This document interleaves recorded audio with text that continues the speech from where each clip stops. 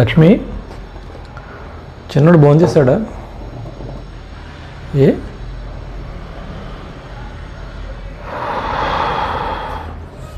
ఇప్పుడు టూర్కి అని చెప్పి 5,000 తెమ్మంటే నేను ఎక్కడి నుంచి తీసుకురావాలి? నీకు ఇంట్లో ప్రాబ్లమ్స్ అని తెలుసు కదా, వాడికి ఏదో సర్ది చెప్పొచ్చు కదా.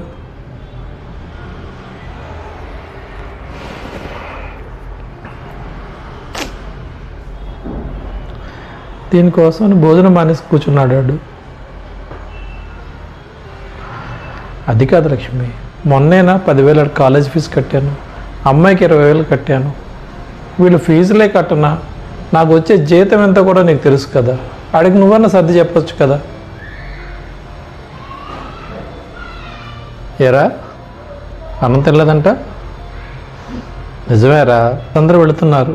నిజమే, వాళ్ళందరూ కాస్త ఉన్నవాళ్లే కదరా. నన్ను ఇప్పుడు 5,000 తెమ్మంటే ఎక్కడికి తీసుకురాగలను? చూస్తున్నావా, నాకు వచ్చే జీతం తక్కువ, ఇంట్లో ఖర్చులు ఎక్కువ. నువ్వని అర్థం చేసుకోరా. చూసావే ఎంత మాట అన్నాడాడు. నువ్వే ఒక అమ్మాయితో సరిపెట్టుకుందాం చాలే అంటే కొడుకో అని ముద్దులు కొడుకుని కన్నావు. చూసేవాడు నోటుకు వచ్చినట్లు మాట్లాడుతున్నాడు. బుత్తికి బాధ్యత తెలియకుండా పోతుంది. ఓ పక్కనేమో మంచం మీద ఉన్న నాన్నగారిని చూసుకోవాలా, ఇంటి మీద ఉన్న అప్పులు చూసుకోవాలా, నెల ఇంటికి అద్దె కట్టాలా. ఇన్ని చేసుకుని నేను ఎలా చేయగలను? నేను కొడుకు అంటే అర్థం చేసుకునేవాడే. తండ్రి బాధ వాడికి ఏం అర్థం కావట్లేదు. తెలుస్తుందిలే, వాడు పెద్ద అవుతాడు. వాడు ఒక తండ్రి అయినప్పుడే ఈ తండ్రి బాధ ఏంటో తెలుస్తుంది.